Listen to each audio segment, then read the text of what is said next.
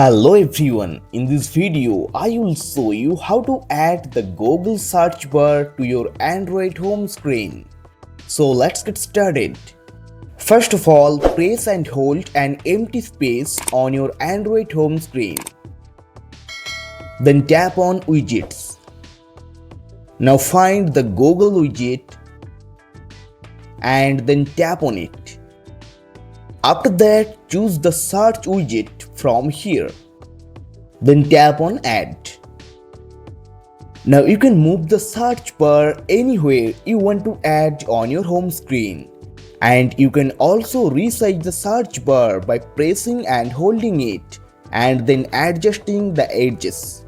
And that's it. The Google search bar has been successfully added to your Android home screen. Okay guys, if you found this video helpful, please like the video and subscribe to the channel.